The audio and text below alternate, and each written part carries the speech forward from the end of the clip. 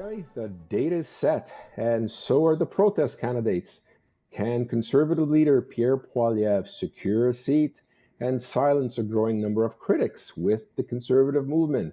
Or, Gary, is this Alberta by-election about more than just one man? I wonder. Well, a couple of things related to this, Eddie, and one is the by-election is featuring the longest ballot, I think, in Canadian history. 217 bodies on there. Can you imagine? Yeah.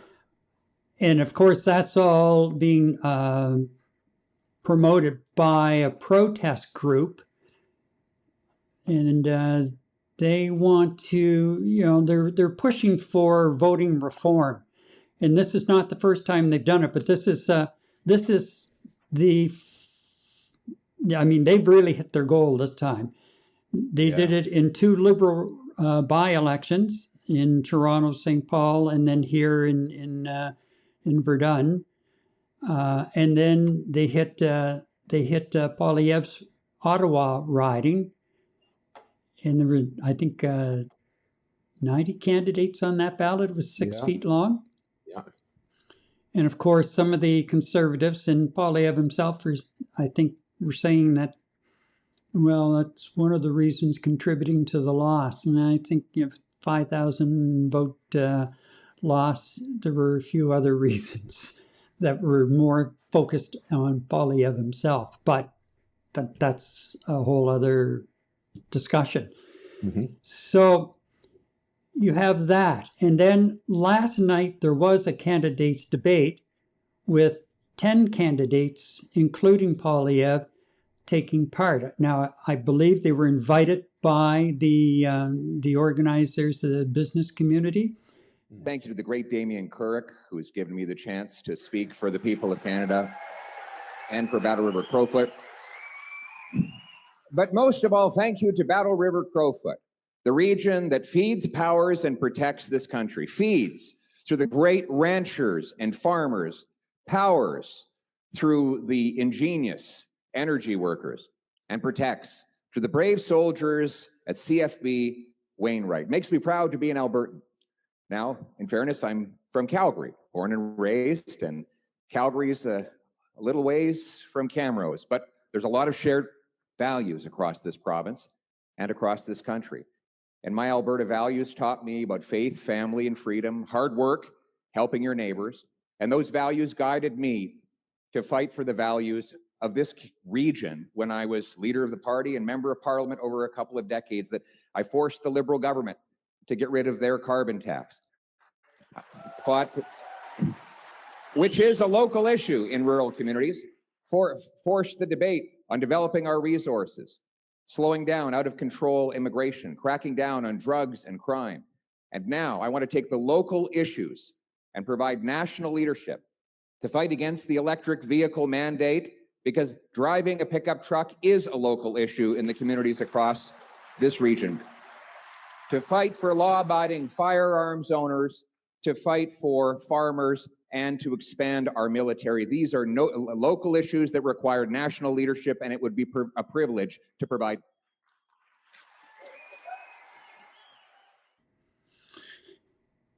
So that was his introduction. He did take part in the question and answer session that followed.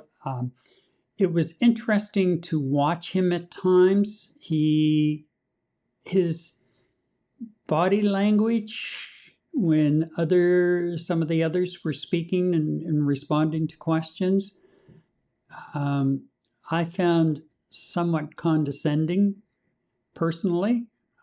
Others may not have really noticed it one way or the other or really cared about it, but there were just a few little things, certain ways, faces he made, or turned his head, those kinds of things that it's almost like running through his mind, what am I doing here, kind of thing. So now, one of his kind of like it's in the bag. What am I wasting my time here? I certainly hope that's not the case, but well, one of his biggest challengers and one of the first people to put their name on the ballot, so to speak, was an independent, Bonnie Critchley.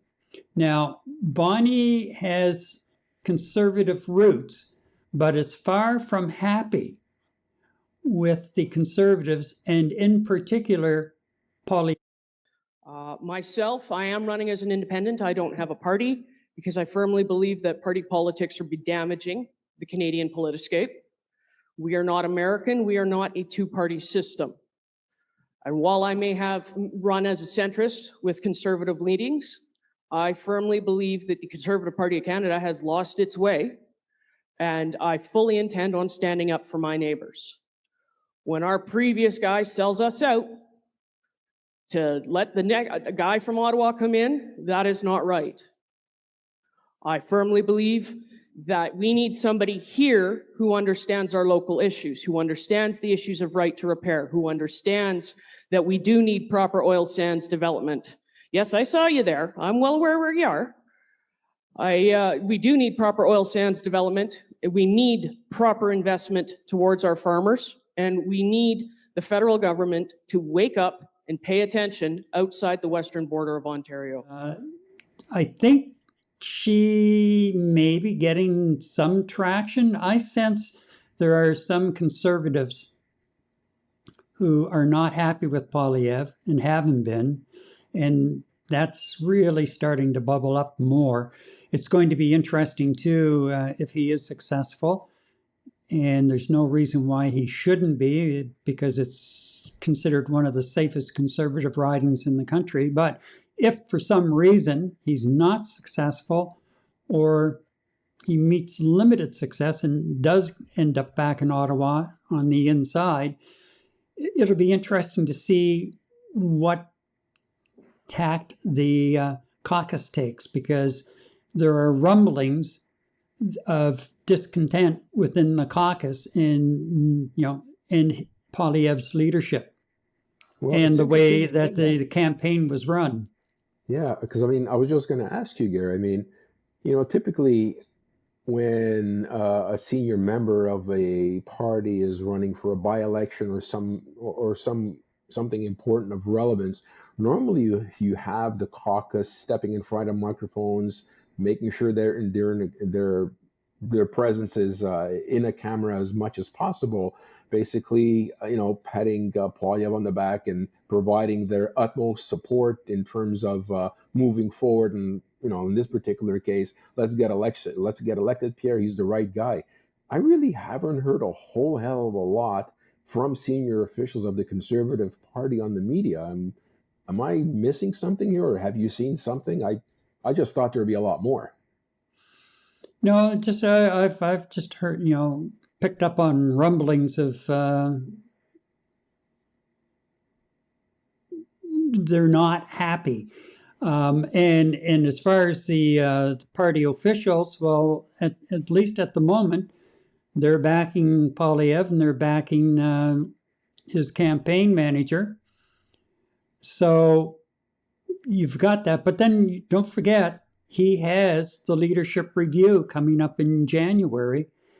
And again, it's going to be interesting to see what comes out of that leadership review. If the long blue knives come out and they start drawing blood. So it's interesting in that respect. Now, to me, and I've said it before, and I'll say it one more time, and then I promise not to raise it again between now and August 18th. And that is,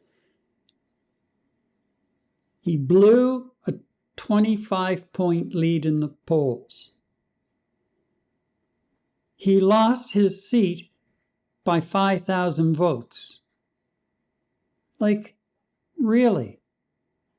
So, if he does not poll at least 82% of the vote in this riding, which the MP who stepped down did, to me, he should then dig down deep and find the sense to resign as leader, because the message is being sent. You don't need the leadership review at that point. Just resign, which he should have done on election night. He still has a lot of issues, and I don't think right now that the Conservative Party is a united party. And I think it could be a good old-fashioned conservative bloodbath at the leadership review, unless a few things turn around.